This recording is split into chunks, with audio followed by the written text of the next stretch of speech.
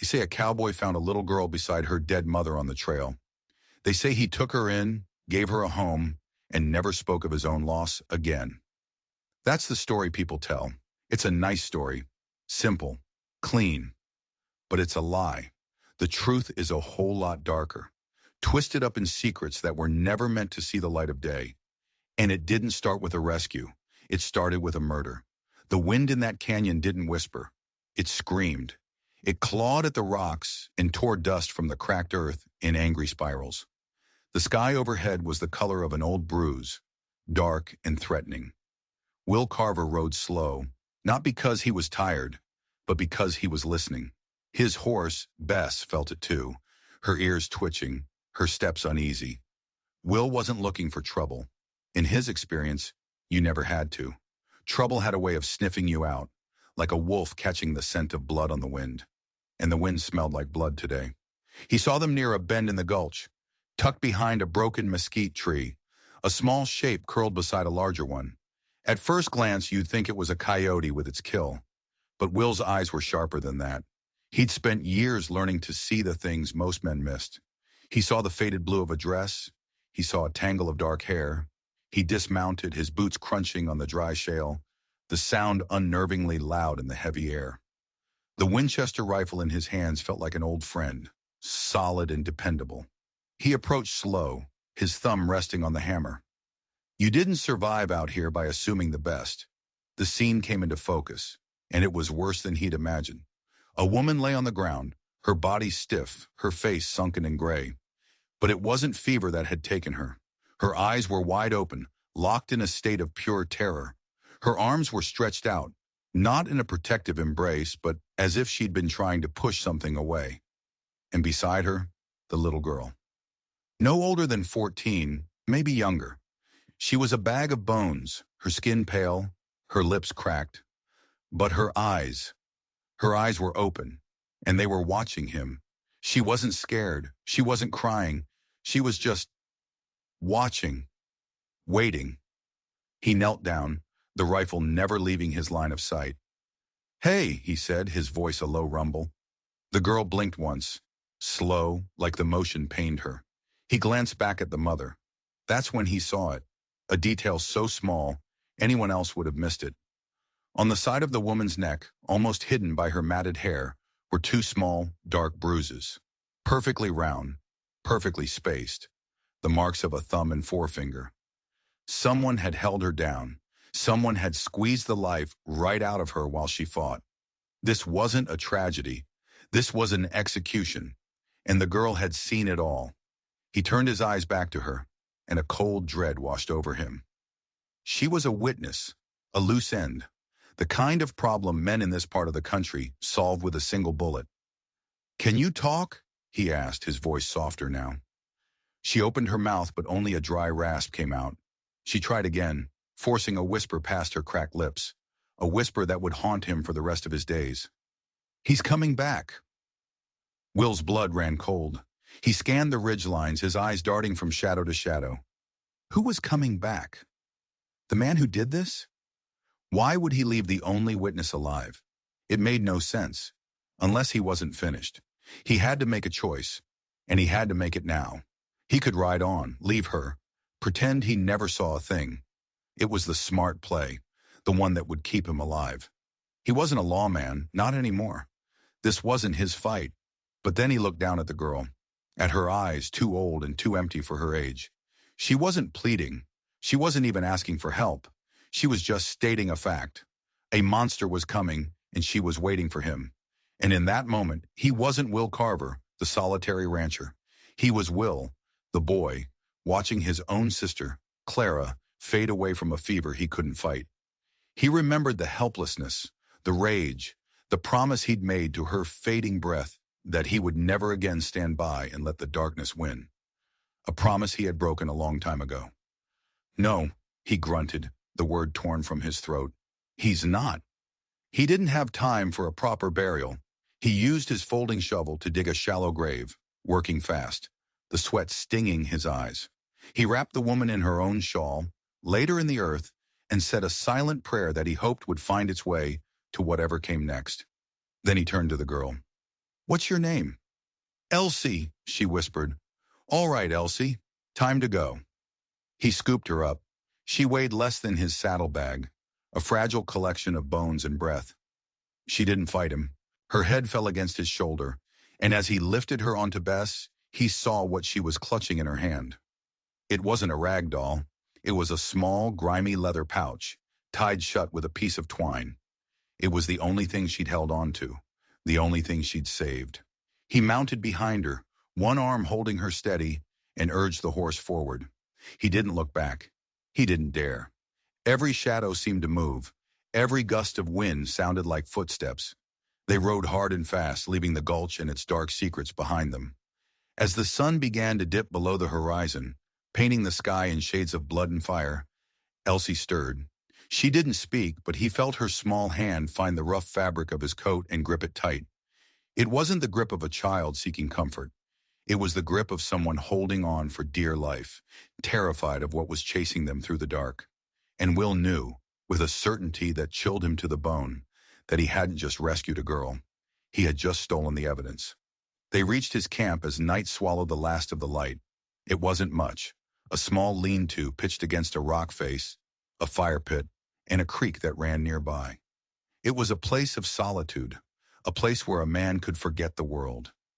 Now it felt exposed, vulnerable. He laid Elsie down on his bedroll, covering her with his only spare blanket.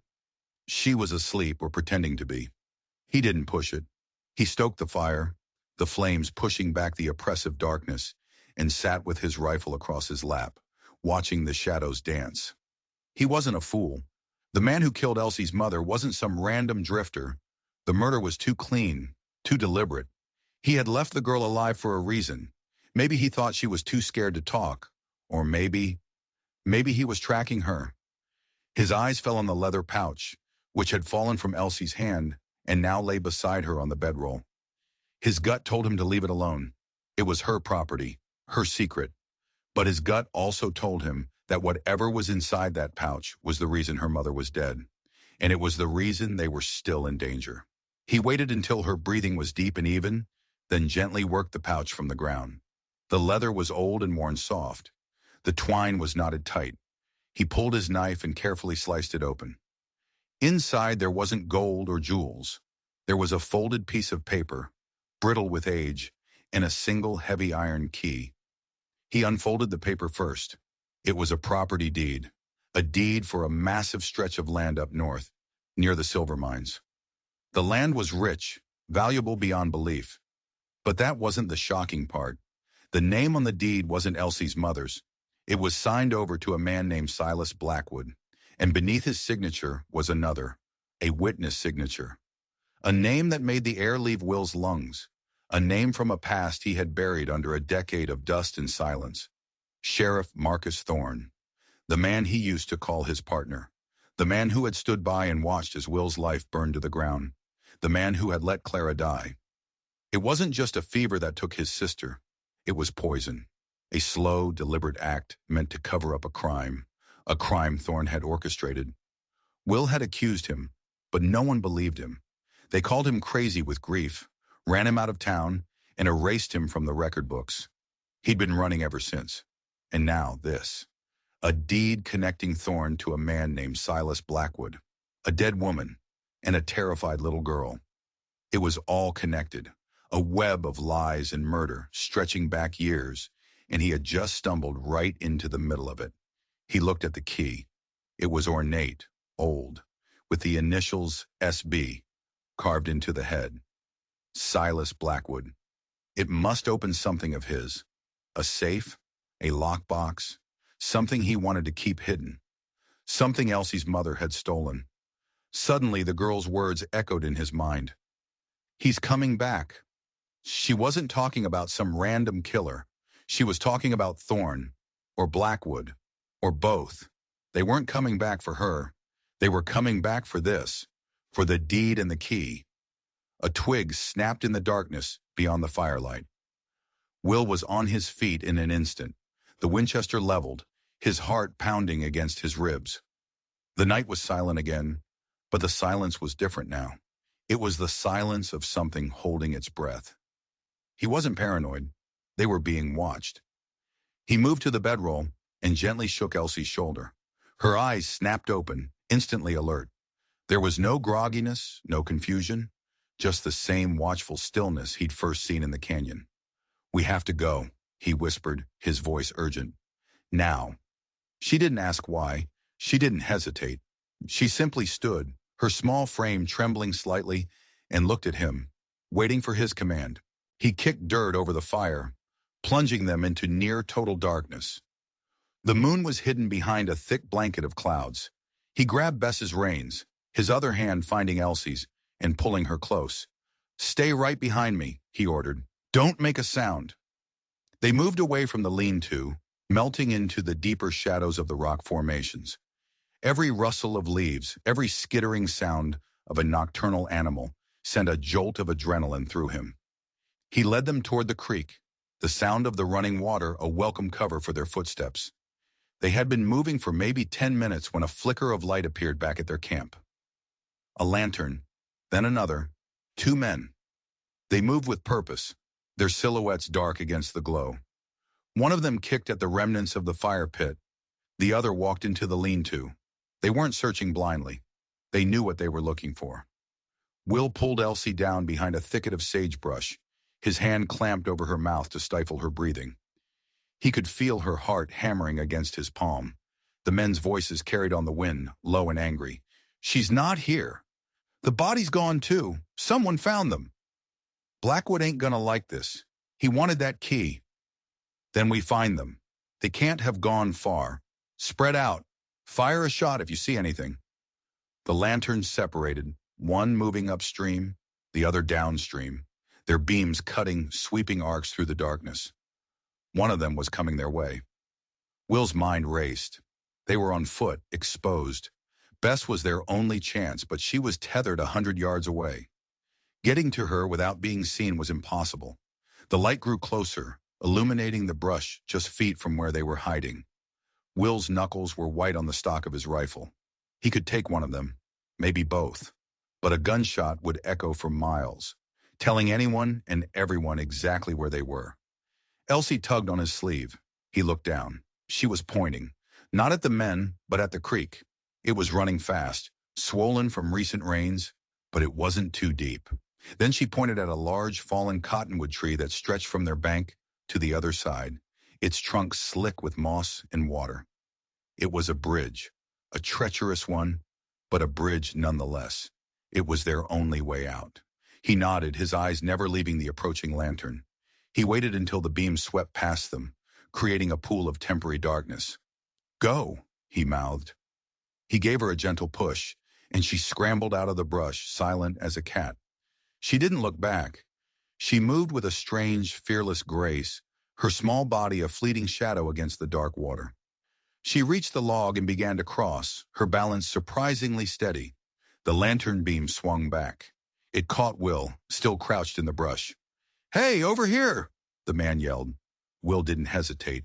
He raised the Winchester and fired, not at the man, but at the lantern. The glass shattered, plunging the man into darkness. The shot thundered through the canyon, a deafening roar that was both a warning and a declaration. The time for stealth was over. "Run, Elsie!" he roared, breaking from cover and sprinting for the log bridge. Another shot rang out from the direction of the second man, the bullet whining past Will's ear. He didn't slow down. He hit the log at a dead run, his boots slipping on the wet bark. He could see Elsie on the other side, her face a pale oval in the gloom, her eyes wide with terror. He was halfway across when the first man, having recovered from the shock, fired again. This time the bullet didn't miss. A searing, white-hot pain exploded in his left shoulder. The force of it threw him off balance. His arms flailed, his boots lost their purchase, and for a heart-stopping second, he was suspended in midair. Then he fell. The icy water of the creek swallowed him whole, the current grabbing him, pulling him under, tumbling him over rocks and branches. The last thing he saw before the blackness took him was Elsie's silhouette on the far bank, her hand outstretched, as if she could somehow pull him from the raging torrent that was dragging him down into the endless, suffocating dark. The cold was the first thing he felt, a deep, biting cold that had sunk into his bones. The second was the pain, a throbbing, relentless fire in his shoulder. He opened his eyes. He was lying on his back, his head propped up on something soft. The world was a blurry mess of green and gray. He tried to sit up, but a wave of dizziness and a fresh spike of pain sent him crashing back down. "Don't move!" The voice was small but steady. Elsie. His vision cleared. He was on the bank of the creek, pulled from the water. His shirt had been torn away, and a crude bandage made from a strip of her dress was packed tightly against the bullet wound in his shoulder. It was soaked with blood, but the bleeding seemed to have slowed. Elsie was kneeling beside him, her face smudged with dirt, her eyes filled with a grim determination that made her look far older than her years. In her hands she held his rifle. "They're still looking," she whispered, her gaze fixed on the opposite bank. They crossed the creek downstream. Will pushed himself up on his good elbow, gritting his teeth against the pain. His head swam. He'd lost a lot of blood. He followed her gaze. Through the trees he could see the distant flickering lights of two lanterns moving slowly, methodically, through the woods. They were hunting. "My horse," he rasped. "Gone," she said flatly. "They took her." Of course they did. They were stranded. He was injured, and they were being hunted by two men who wanted them dead. Men who worked for Silas Blackwood and Marcus Thorne. A wave of despair washed over him, cold and bitter as the creek water. He had failed. He had gotten them into a worse mess than before. He had promised himself he would never let another person die because of his weakness, and here he was, bleeding out on a riverbank, leading a child to her slaughter. "Listen to me," he said, his voice strained. He grabbed her arm, his grip surprisingly strong. "You have to leave me. Take the deed and the key and run. Find a town, find a lawman who isn't Thorne, and give it to them." Elsie stared at him, her expression unreadable. For a long moment she said nothing. Then she shook her head. "No. Don't be a fool, kid," he growled. "I'm slowing you down. You'll be faster on your own. They're after what's in that pouch, not you." "They're after the witness," she corrected him, her voice chillingly calm. "They'll kill me the second they have the key, just like they killed my mother." She was right. He knew she was right. But the thought of her facing them alone. "We stay together," she said, her voice leaving no room for argument. She held up the leather pouch. "My mother died for this. She told me to get it to a man in Silver Creek, a lawyer named Elias Vance. She said he was the only one we could trust." Silver Creek. That was 3 days' ride away. On foot, with him injured, it might as well be on the other side of the moon. "We'll never make it," he said, the words tasting like ash. Elsie's gaze hardened. "My mother didn't raise a quitter." She tore another strip from the hem of her dress and began reinforcing the bandage on his shoulder, her movements surprisingly deft. "And she didn't raise a fool either. We're not going to try and outrun them. We're going to make them come to us." Will stared at her, confused. "What are you talking about?" She finished tying the knot and looked him straight in the eye. "There's an old trapper's cabin about a mile up this ridge. My mother and I stayed there a few nights ago. It's small, defensible, high ground." She was thinking like a strategist, not a scared child. Who was this girl? "They'll corner us," he argued. "It's a death trap." "It's only a trap if you're the one who doesn't know it's been set," she replied, a strange cold light in her eyes. She picked up the Winchester and worked the lever, checking the action. The metallic click echoed in the quiet woods. She knew how to use the rifle. She'd clearly been paying attention. "They think they're hunting a wounded man and a scared little girl," she said, her voice low and fierce. "They're wrong." She stood and offered him a hand. "Can you walk?" He looked at her small hand, then up at her determined face. The fear was still there, deep in her eyes, but it was buried under layers of something else, something hard and sharp, something that had been forged in the fire of watching her own mother's murder. He had thought he was saving her, but as he took her hand and let her pull him to his feet, the world swaying precariously around him, he had the unsettling feeling that maybe, just maybe, she was the one saving him. This wasn't a rescue anymore. It was a war. And the quiet little girl he'd found in the canyon had just chosen the battlefield. The climb up the ridge was hell. Every step sent a fresh wave of agony through Will's shoulder. The world tilted and swam before his eyes, and more than once, he had to stop, leaning against a tree, gasping for breath as black spots danced in his vision. Elsie stayed beside him, a silent, steady presence. She didn't rush him, didn't complain. She just watched their backs, her eyes constantly scanning the dark woods below. The cabin, when they finally reached it, was exactly as she'd described. A small one-room shack built of rough-hewn logs tucked into a granite cliff face. It had one door, one small window, and a crumbling stone chimney. It was a ruin, but it was a fortress. Anyone approaching would have to come up the same steep, narrow game trail they had just taken. Inside, it smelled of dirt and old smoke. There was a rickety table, a single stool, and a cold fireplace. Elsie immediately went to the window, peering through a crack in the wooden shutter. "We have an hour until dawn, maybe less," she said, her back to him. "They'll be able to follow our tracks once the sun is up." Will collapsed onto the floor, his back against the wall, his body screaming in protest. His shoulder was a monstrous, throbbing beast. He was starting to feel feverish, a cold sweat breaking out on his brow. "We need a plan," he muttered, trying to focus his swimming thoughts.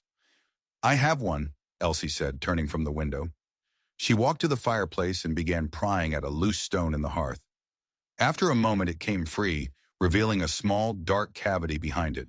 She reached inside and pulled out a bundle wrapped in oilcloth. Will stared, dumbfounded. "What is that?" She unwrapped it on the table. Inside were 3 sticks of dynamite, a coil of fuse, and a small tin of blasting caps. "My father was a miner," she said, her voice quiet.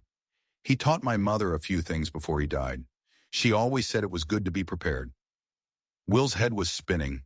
A murderous ex-sheriff, a secret land deed, a mysterious key, and now dynamite. This girl's life was a powder keg, and he was standing right next to it. "She hid this here?" he asked, his voice barely a whisper. "She knew we were being followed," Elsie confirmed. "She thought we might need a way to block the trail if they got too close. She never got the chance to use it." Her voice was flat, devoid of emotion, but her knuckles were white as she gripped the edge of the table. She was going to finish what her mother started. "Okay," Will said, forcing himself to think clearly through the fog of pain. "Okay, we can use this. We can set a trap on the trail, a rock slide. It won't stop them for good, but it will buy us time." Elsie shook her head. "Time isn't enough. They'll just keep coming. We need to end this. Here, now." She picked up one of the sticks of dynamite, handling it with a familiarity that was deeply unsettling. "The trail is narrowest about 50 yards down. There's a big overhang of loose rock right above it. If we set the charge there, it'll bury them alive," Will finished, a chill running down his spine. This wasn't just self-defense. This was an execution, planned by a 14-year-old girl. "They murdered my mother," she said, her eyes meeting his. The cold light was back, brighter and more terrifying than before. "They left her in the dirt like an animal. They're not going to get the chance to do that to anyone else." He saw the abyss in her eyes, the gaping wound left by trauma. He knew that if he let her do this, if he let her cross that line, the girl he'd found in the canyon would be gone forever, replaced by something as hard and cold as the rock she planned to bring down on their enemies. "No," he said, his voice firm. He struggled to his feet, using the wall for support.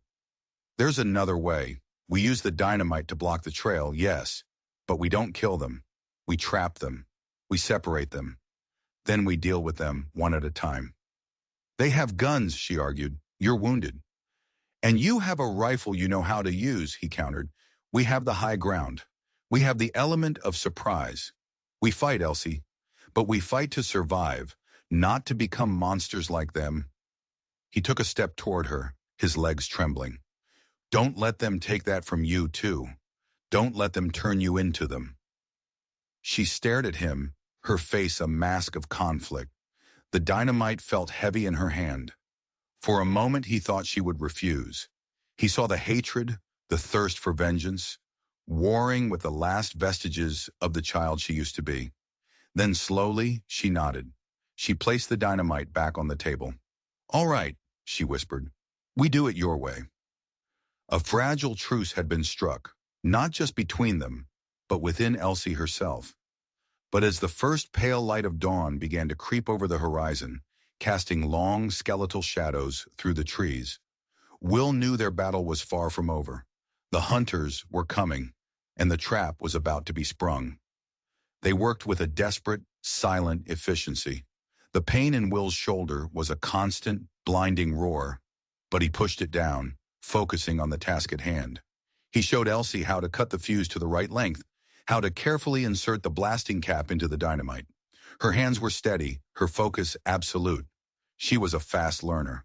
Too fast. They chose a spot on the narrow trail below the cabin, a place where a thicket of ancient pines grew close to the cliff edge. Will planted one stick of dynamite among the tree roots, while Elsie, nimble and light, scrambled up the rock face and wedged the other two into a deep fissure in the overhang. They ran the fuses back up the trail, hiding them under leaves and dirt, until they were a safe distance away. "This will have to be close," Will said, his breath coming in ragged gas. He leaned against a boulder, the world starting to go gray at the edges. "When they hit this spot, you light the fuses. The blast from the trees should knock the first man off his feet. The rock slide will take care of the second, and it will block the path between them." "And then?" Elsie asked, her eyes fixed on the trail below.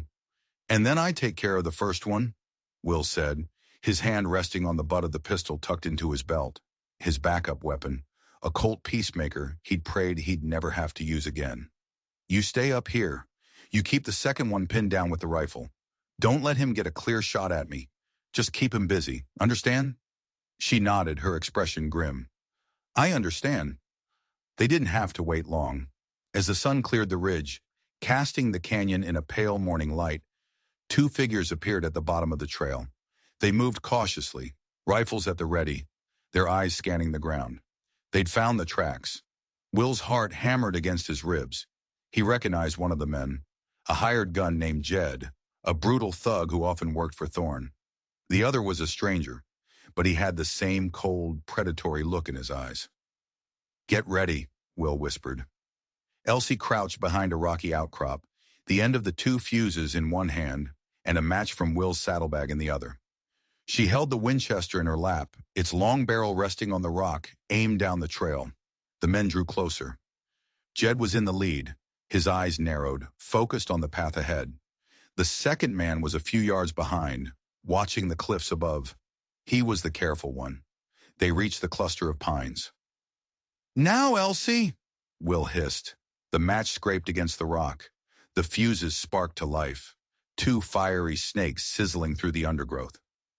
Jed heard it. He stopped, his head snapping up. "What the—" He never finished the sentence. The first explosion was a deafening concussion of sound and force. The dynamite at the base of the pines erupted, ripping the trees from the earth and sending a shower of dirt, rock, and splintered wood across the trail. Jed was thrown backward like a rag doll, his rifle flying from his hands as he crashed into the cliff face and crumpled to the ground. A split second later, the second charge went off. The entire rock overhang seemed to groan, to shift, and then it gave way. A tidal wave of granite and earth cascaded down onto the trail, a thunderous roar that shook the very ground they stood on. The second man yelled in alarm and dove backward, narrowly avoiding being crushed. When the dust settled, the trail was gone. A massive pile of rubble, 10 feet high, now separated the two men. The trap had worked. "Stay here," Will ordered Elsie, and without waiting for a reply, he scrambled from their hiding place and began making his way down a less steep section of the slope, his pistol in his hand. Jed was stirring, groaning, trying to push himself up. He was dazed, maybe had a broken bone or two, but he was alive, and his pistol was still in his holster. Will was halfway down when a shot rang out from above. Not from Elsie, from the other side of the rock slide. The second gunman was on his feet, firing blindly up at the ridge where he'd seen the flash of the fuse. Bark exploded from a tree just above Elsie's head. "Elsie, keep him down!" Will yelled, his boots slipping on the loose shale. Another shot, then another, this one from the Winchester. Elsie was returning fire. the powerful crack of the rifle echoing through the canyon. She wasn't aiming to kill, just as he'd told her. She was pinning him down, forcing him to stay behind cover. Will reached the trail and staggered toward Jed, who was now on one knee, his hand reaching for his gun. "Don't even think about it," Will snarled, leveling his Colt. Jed looked up, his eyes widening in recognition, then narrowing in hatred. "Carver," he spat, blood trickling from the corner of his mouth. "I should have known. Thorne said you were dead." "Thorne says a lot of things," Will replied, his voice cold as ice. "Where is he?" Jed just laughed, a wet, gurgling sound. "He's coming. Him and Blackwood. They want what the girl took, and when they find out what you've done, they're going to peel the skin from your bones, lawman." The word hit Will like a physical blow. Lawman. Jed knew who he was. Thorne had told him everything. Up on the ridge, the gunfire continued, a steady exchange. Elsie was holding her own. But for how long? "It's over, Jed," Will said, taking a step closer. "Tell me their plan. Tell me where they're going." Jed's bloody grin widened. "Go to hell!" He moved faster than Will would have thought possible for an injured man. He wasn't going for his gun. He lunged forward, tackling Will at the knees. The world turned upside down. Will's head slammed against the rocky ground, the impact sending a starburst of pain through his skull. His pistol flew from his grasp, skittering across the dirt. Jed was on top of him, his weight crushing, his hands closing around Will's throat. He was surprisingly strong, his face a mask of crazed fury. "Thorne will pay me double for killing you myself," he roared, squeezing tighter. Will's vision started to tunnel. Black spots danced before his eyes. He clawed at Jed's hands, but his movements were weak, clumsy. His wounded shoulder screamed, and the world began to fade to black. He was going to die. Here in the dirt, at the hands of this animal. He had failed. He had failed Clara. He had failed Elsie. Then a sound cut through the ringing in his ears. A high, piercing scream of pure rage. Jed's head snapped up. Will, his consciousness fading, managed to turn his head. Elsie was standing at the edge of the trail above them. She had abandoned the rifle. In her small hands, she held a rock the size of a loaf of bread. Her face was a terrifying sight. It was the face of a cornered animal, all teeth and fury. The face of a girl who had watched her mother die and had nothing left to lose. With another scream, she leaped. She didn't just drop the rock. She threw herself off the ledge, a small, avenging angel, and brought the rock down on the back of Jed's head with all the force of her falling body. There was a sickening, wet crunch. Jed's body went rigid. The pressure on Will's throat vanished. The hired gun slumped sideways, a dead weight, and rolled off him.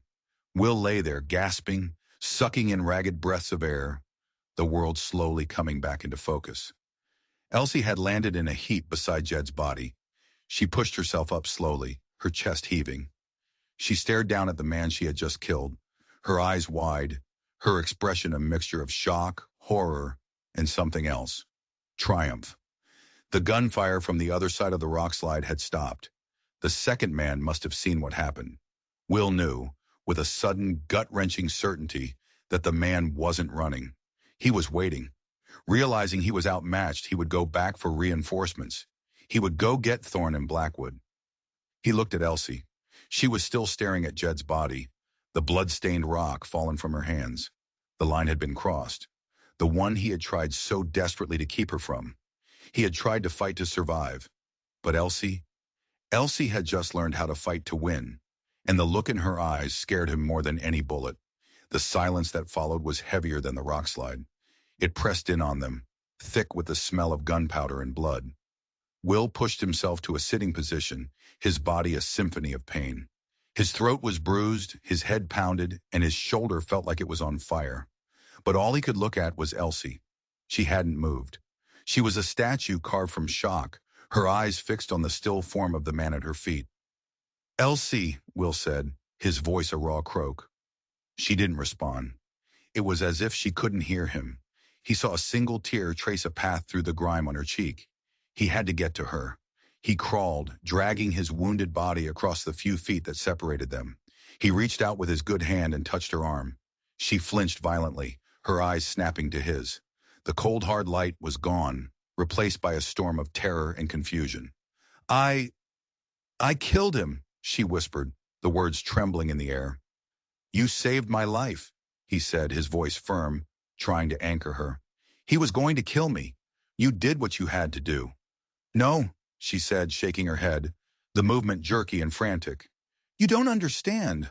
I wanted to. When I saw him on top of you, something inside me just broke. I wanted him to be dead. She looked down at her hands as if they belonged to a stranger. What does that make me? Before Will could answer, a sound from across the rock slide made them both freeze. It was the sound of a horse galloping away at full speed. The second man was gone. He was going for help. That snapped them both out of their daze. The immediate threat was gone, but a much larger one was now on its way. We have to move, Will said, gritting his teeth as he forced himself to his feet. He'll be back with Thorn, and he'll bring more men. Elsie finally looked away from Jed's body, her focus returning. The shock was receding, replaced by the grim reality of their situation. Where do we go? They'll follow our trail. We're not going to run, Will said, his mind racing, piecing together a desperate plan. He looked down at Jed. The man was roughly his size. An idea, insane and dangerous, began to form. We're going to disappear. He searched Jed's pockets, his fingers finding a small flask of whiskey, a few coins, in a worn leather wallet. Inside the wallet was a deputy's badge. Marcus Thorne's deputy. Of course. Help me with his clothes, Will ordered. Elsie stared at him, horrified. What? Do it, he snapped, the urgency leaving no room for argument. His shirt, his hat, quickly. Hesitantly, she did as he asked, her hands shaking as she unbuttoned the dead man's blood-soaked shirt. Will, meanwhile, stripped off his own torn and dirty clothing. The exchange was grim, a macabre ritual performed in the shadow of death. He put on Jed's clothes, the fabric still warm. He placed the wide-brimmed hat on his head, pulling it low to shadow his face. Now listen to me, he said, grabbing Elsie by the shoulders, forcing her to look at him. The other man, he didn't get a good look at me. He just saw a man fighting Jed. He'll tell Thorne that Jed is dead, and his partner, some nameless drifter, ran off with the girl. They'll still hunt for us, Elsie said, her voice small. Yes, Will agreed. They'll hunt for a man and a girl, heading for Silver Creek. So that's not what they're going to find. He took a deep breath. You are going to go to Silver Creek, alone. No! The protest was immediate, fierce. I'm not leaving you. You have to, he insisted, his grip tightening. You'll travel by day. You'll stick to the main trails. You'll look like what you are, an orphan girl, alone and scared, trying to get to the nearest town. No one will suspect you. They're looking for a fugitive, not a refugee. And you? She asked, her eyes wide with fear. What will you do? I'm going to lead them away, he said. I'll take the opposite direction. Head up into the high country. I'll leave a trail so obvious a child could follow it. I'll keep them busy while you get to that lawyer. He pulled the leather pouch from his pocket. The deed, the key. Give this to Elias Vance, he said, pressing it into her hands. Tell him everything. Tell him about your mother. Tell him about Thorne. Tell him Will Carver sent you. She clutched the pouch to her chest, her knuckles white. They'll kill you. They're going to try, he admitted, a grim smile touching his lips. He looked down at his own body, now lying lifeless on the trail, dressed in his old clothes. As far as they're concerned, Will Carver is already dead. They'll be hunting a ghost. He could see the war in her eyes, the terror of being alone versus the desperate hope of his plan working. I can't, she whispered. You can, he said, his voice softening. You're the strongest person I've ever known, Elsie. You crossed a log in the dark. You set a trap. You saved my life. You can do this. He leaned in closer, his forehead almost touching hers. Survive. That's all that matters. You get that key to Vance and you survive. You promise me. She looked at him, her eyes swimming with unshed tears. For a long moment, she said nothing. Then she gave a single sharp nod. I promise. Good. He stepped back. Now go. Follow the creek down until you hit the main trail south. Don't look back. Don't stop until you reach Silver Creek. She hesitated for one last second, her hand reaching out as if to touch him. Then she pulled it back. She turned and scrambled over the rock slide, not giving a single glance at the second man's abandoned position. And then she was gone. Will stood alone, the silence of the canyon pressing in once more. He was wearing a dead man's clothes, his body was a wreck, and he was about to lead one of the most ruthless men he'd ever known on a wild goose chase through the mountains. It was a suicide mission. He knew it. But as he looked in the direction Elsie had gone, he felt a strange sense of peace. He had spent 10 years running from his past, haunted by the ghost of his sister.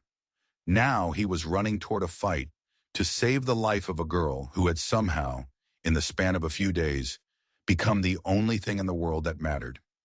He picked up Jed's rifle, checked the ammunition, and turned north. The hunt was on, but now the ghost was hunting back. The mountains were an unforgiving hell.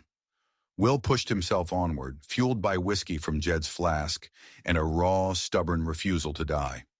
The pain in his shoulder had settled into a deep, permanent ache, a constant companion on his journey. He moved with a purpose, not to escape, but to be seen. He made his trail sloppy. A broken branch here, a clear boot print in the mud there. He left the remains of a campfire that was still smoking when he abandoned it. He wanted them to follow. He needed them to follow. Every hour they spent chasing him was another hour Elsie had to get closer to Silver Creek. On the second day he saw them. 3 riders on the ridge behind him. He recognized the silhouette of Marcus Thorne instantly, even from a mile away. The way he sat in the saddle, ramrod straight, like a king surveying his domain. With him were 2 other men, one of whom was likely the man from the rock slide. They were coming. The rage and hatred he'd buried for a decade rose up in him, hot and potent. This was it, the final reckoning. He led them deeper into the jagged peaks, into a maze of canyons and dead-end gulches he knew from his years of solitude. He was on their turf now, but he knew its secrets better than they did. He used the terrain to his advantage, doubling back on his own trail, forcing them to split up, sowing confusion. He was no longer the prey. He was the bait, luring the wolves into his own trap. His shoulder was getting worse.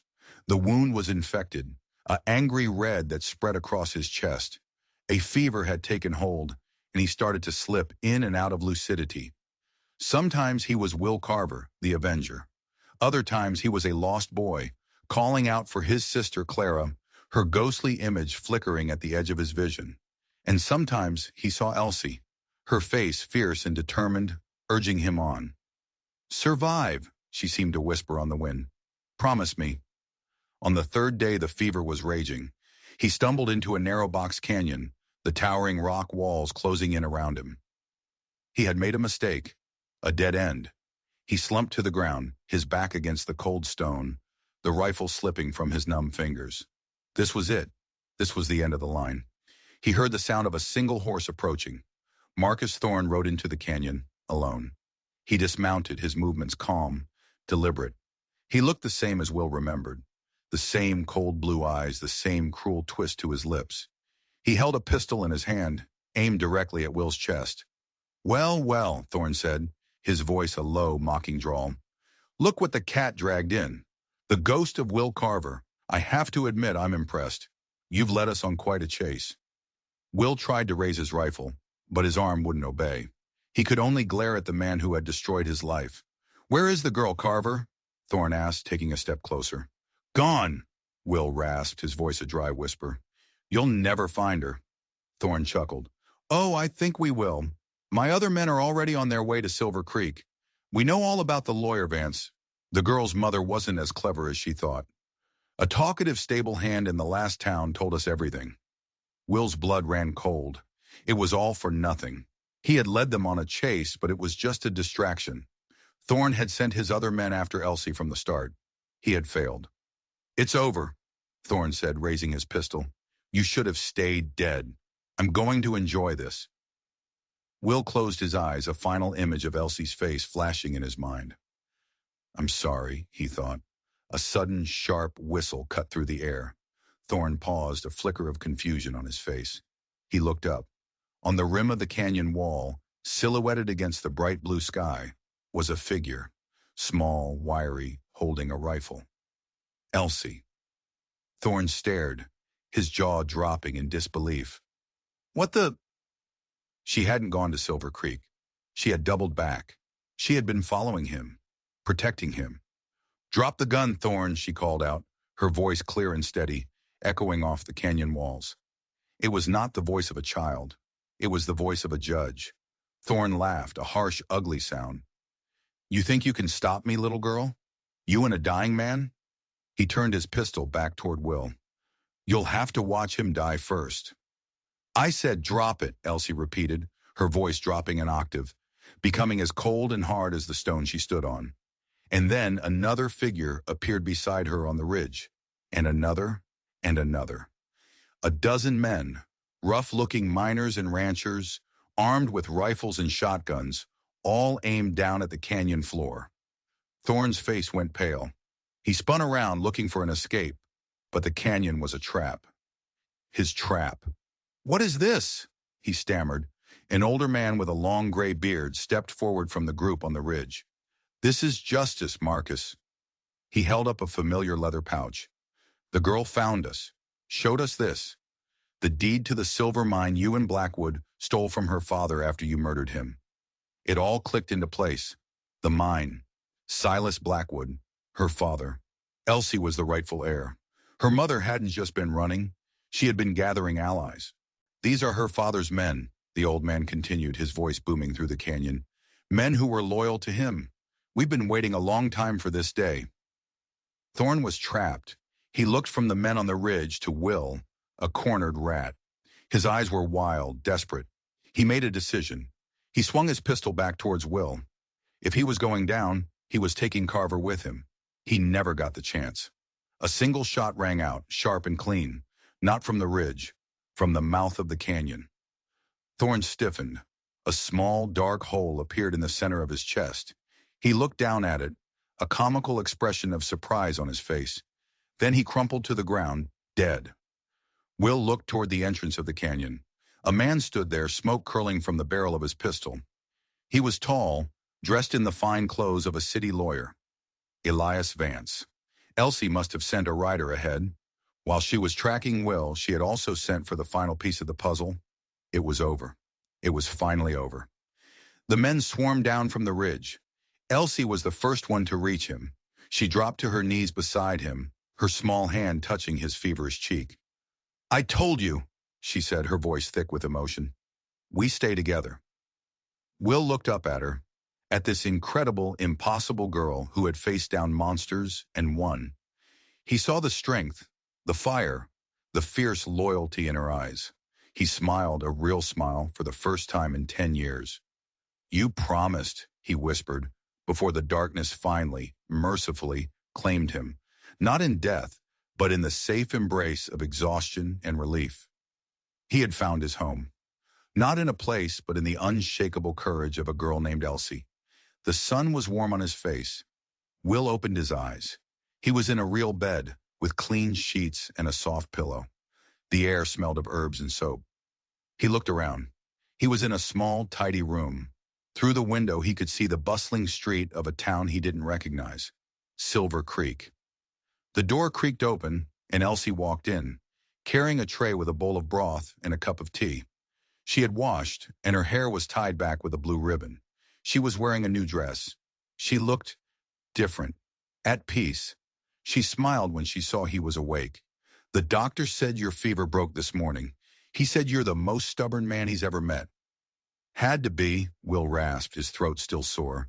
He pushed himself up, the pain in his shoulder now a dull, manageable ache. Had a promise to keep. She set the tray down on the bedside table. Elias Vance is taking care of everything. The deed is being transferred back to my name. Silas Blackwood was arrested yesterday. It turns out my father had kept a secret ledger detailing all of their crimes. The key, it was for the lockbox where he kept it. Justice. It had been a long time coming, but it had finally arrived. And you? Will asked, looking at her. What will you do now? You're a rich woman. She shrugged, looking out the window. Mr. Vance says I have to go to a school back east for a while, to learn how to be, a lady. She said the word like it was a foreign concept. A shadow passed over Will's face. Of course, she had a new life now, a life of wealth and privilege, a life that didn't have room for a broken-down ex-lawman with a haunted past. He was just a chapter in her story, a chapter that was now over. "That's good," he said, his voice flat. "That's good for you, Elsie." She turned back to him, and her eyes were shining. "They want me to sell the ranch. My father's ranch. They say it's too remote, too wild." "You should," he said. "Start fresh." "No," she said, her voice firm. She walked back to the bed and, for the first time, took his hand. Her grip was strong, sure. "It's my home, and I need someone to run it for me. Someone who knows the land. Someone who isn't afraid of the wild. Someone I can trust." She looked him straight in the eye, and in her gaze he saw not a child in need of a protector or a wealthy heiress offering a job, but a partner, an equal. "I'm not a kid anymore, Will," she said softly, "and you're not a ghost. We saved each other. What happens now, we decide together." Will looked at their joined hands. He thought of the long, lonely years. He thought of the violence, the fear, the running, and he realized it had all led him here, to this room, to this girl, this woman who had walked through fire and refused to be burned. He squeezed her hand. "Okay, Elsie," he said, his voice thick with an emotion he couldn't name. "Together." Outside, the town of Silver Creek bustled with life, but for the two people in that quiet room, the rest of the world faded away. They had found their way out of the darkness. They had found each other, and for the first time, they were finally, truly home. If you believe that the strongest families are the ones we choose for ourselves, the ones forged in fire and loyalty, then you found the right channel.